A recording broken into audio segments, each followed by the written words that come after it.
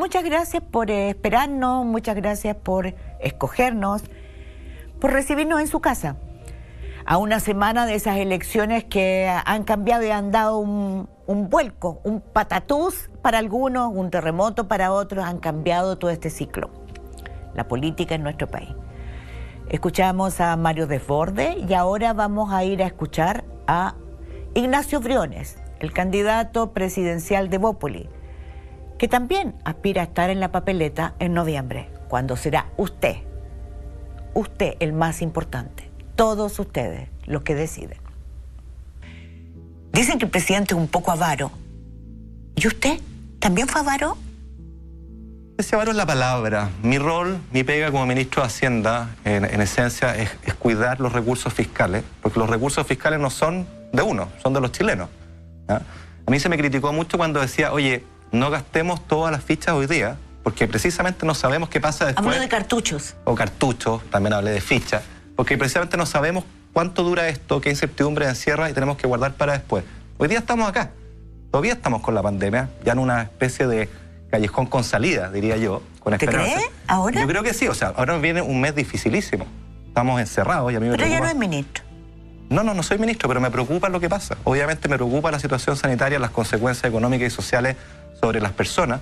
Me preocupa también lo que pasa con la política, que a mi juicio sigue sin dar el ancho. Me preocupa el futuro de Chile y por eso estoy acá como candidato presidencial. Usted dijo, usted está diciendo que se equivocó y se equivocaron todos. Y cuando usted dice que se necesita un plan Marshall, que esta no es una elección cualquiera, que si la fuera usted habría seguido de ministro de Hacienda, ¿está consciente de lo que está diciendo? Usted está comparando, haciendo una analogía, incluso la hizo el domingo 21 en la entrevista al Mercurio, con la transición que hicimos de dictadura a democracia con Patricio Aylwin. No, yo estoy a lo del plan Marshall me referí respecto a la Araucanía, pero respecto al fondo de su pregunta, yo estoy convencido de eso. Yo estoy convencido que la política como la conocíamos, el ciclo político que teníamos, que siempre hubo esta discusión cuando se acabó la transición, bueno, hoy día hay un nuevo ciclo, ese ciclo se acabó. El estallido social, la pandemia y las fisuras que va a dejar nos obliga a tener una mirada de futuro ambiciosa. Las fisuras que dejó a la vista. No, y que va a seguir dejando. Por supuesto, pero primero hablemos que las que dejó a la vista. Claro, y las que van a venir. Pensemos simplemente en los chicos, las chicas que han perdido el año escolar, particularmente los más vulnerables, los cambios en el mercado laboral. Todos esos son desafíos de mañana, no de 10 años más, inmediato. Eso requiere liderazgo, conducción, y hay un segundo ciclo que va a requerir mucha colaboración. Yo soy un convencido que sin acuerdo no se puede avanzar, y por eso que reivindico ese periodo al presidente Aylwin. Un acuerdo. No, pero además, también sabe es acuerdo, pero él tuvo una cosa muy importante. Le tocó lidiar con la transición o manejar la transición a la democracia después de la dictadura, pero fijó un norte, fijó una hoja de ruta. No se hizo todo el tiro. Partió con reformas muy emblemáticas en lo social, en lo laboral, tributaria. ¿Votó sí o no? Yo no alcancé a votar, lamentablemente, pero hubiera votado que no. ¿Habría votado que no? Sí. ¿Sabe lo que me parece increíble que usted haga esa analogía? Bueno, hoy día supimos que de 47.000 familias viviendo en campamentos, subimos a 81.000, más de 81.000. Eso es una brutalidad. Enorme. Es una tragedia. Es una tragedia. Se nos va a morir gente porque no hemos llegado al invierno. Así y es. no de COVID. Así es.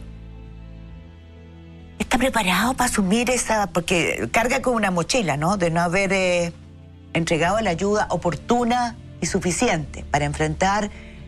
Porque estamos hablando mucho de los retiros, pero yo también quisiera hablarle de la gente que no tiene un peso en la AFP, de la gente que trabaja informal, que tuvo que salir a la calle a arriesgarse al contagio porque lleva de comer a su casa.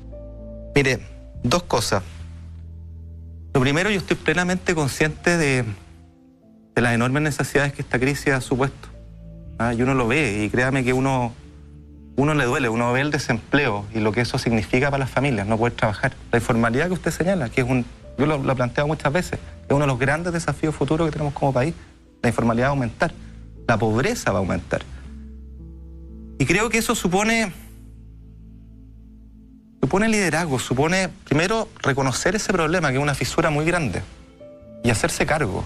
No quiero llevar al 17 de mayo del 2020, cuando la UDI levantó al ministro Sichel y al ministro Ward como los halcones del gobierno, tras el triunfo de la ley del ingreso familiar.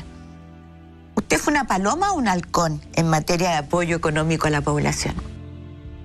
Mira, a mí me cargan los nombres de animales, pero nos decían que... pero eso es mundialmente conocido así. Están los halcones y las palomas. Zorro y el erizo de Berlín. No, pero a nosotros nos decían que éramos paloma con Gonzalo Blumel porque tenemos una mayor voluntad de acuerdo. Y en ese sentido, yo era paloma y sigo siendo paloma porque creo en los acuerdos.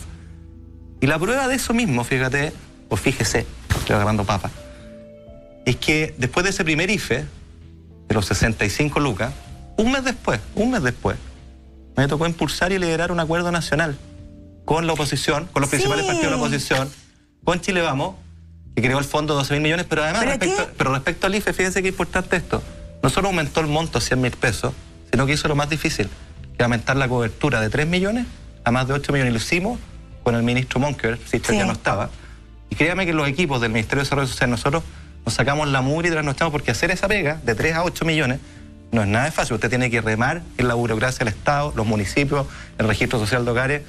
Así que bueno, hay que contar la historia completa. Así como me dediqué a mirar las entrevistas del presidente Piñera, ¿sabes que este trabajo de buscar es muy entretenido? Porque me encontré con mayo del 2020 la propuesta del Colegio Médico.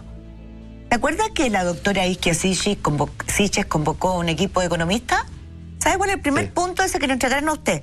Proponemos que se utilice el saldo del Fondo de Estabilización Económico y Social a fines de marzo de 12.000 millones de dólares o 5% del PIB como marco de referencia para definir lo que se podría gastar durante los próximos 18 meses, por encima de lo ya anunciado por el gobierno y su regla fiscal. Claro, pues fue importante y coincidió con esto que nosotros con Gonzalo Blumel veníamos empujando en la interna. De hecho, el mismo Rodrigo Valdés, nosotros estábamos conversando y trabajando para apuntar en esta dirección. Yo en particular veía que esto se iba a alargar y que venían tiempos bien difíciles y necesitábamos tener un acuerdo respecto a recursos y cómo enfrentar la pandemia en lo sanitario, en lo económico y social. Y cuando sale la propuesta del Colegio Médico, ¿qué es lo que hacemos nosotros? Convocamos, ¿no es cierto?, a esos mismos economistas. Son los mismos 12.000, ¿ah? Claro, pero es que no es accidental. Fíjese usted que lo que se hace, el presidente de la República hace esta invitación a un acuerdo. Y luego en ese acuerdo, que me empodera a mí en lo económico para liderarlo, yo convoco a los mismos economistas, más otros más, porque acá teníamos que construir un consenso. A su compañera de universidad, Andrea Repeto. Sí, mi colega en la universidad, la Andrea, también estaba ahí, por supuesto. Y eran 16 economistas que jugaron un rol clave. Yo siempre se los voy a agradecer, porque al final mezcla lo mejor de este debate que a veces es tan bipolar entre la técnica y la política. Ellos fueron un puente para juntar la técnica con la política. Sus recomendaciones, su participación en lo público, su validación profesional fue clave para facilitar ese acuerdo que finalmente con los senadores de la Comisión de Hacienda más el diputado Ortiz fraguamos el 14 de junio. A mí me dio gusto porque sentí que el Colegio Médico tenía una línea continua en esto. Claro, oiga, yo le saco el sombrero. Yo creo que la pega que hicieron ahí Rodrigo Valdés y compañía, el Pepo de Gregorio, fue súper importante. Yo se lo he agradecido siempre porque creo que así se construyen los países. 20 de mayo. Sí. Interesante. Y nosotros, fíjese, 14 de junio, después de 2 semanas de negociaciones, tuvimos ese acuerdo. Entonces, yo creo, eso es una prueba fiel de lo que yo creo, el diálogo. Venga donde vengan las buenas ideas, uno tiene que tomarlas, empujarlas y sacar los resultados que correspondan. Y eso es lo que hicimos. Creo que lo relevante acá es el futuro. El futuro parte con hacerse cargo del estallido, de una mirada introspectiva en la cual uno tiene que, bien honestamente, decir, hicimos bien y mantenerlo. Hicimos mal y cambiarlo. Pero sobre todo que hicimos mal, porque si no, no habría habido estallido. Hicimos mal, fundamental, y porque cambiarlo. Si no, no habría habido estallido. Hicimos mal y cambiarlo, pero yo creo que lo más importante es qué es lo que no hicimos. Aquí el desafío más importante es qué vamos a hacer. Hagamos lo que nunca hemos hecho. Y esa es una invitación al futuro, porque yo tengo el convencimiento, como hablamos delante, que tenemos un segundo ciclo que está lleno de oportunidades, pero también de muchos riesgos. De muchos riesgos. Hay muchos cambios, hay mucha demanda, hay mucha tensión, se requieren liderazgos fuertes pero dialogantes, con convicción. No estas vueltas de chaqueta, no este flanerío que uno ve muchas veces. ¿Qué es lo que es un flanerío? Flanerío es alguien que está donde calienta el sol. Yo creo que eso... ¿Quién calienta el sol? ¿Quién le gusta ir a donde está caliente el sol?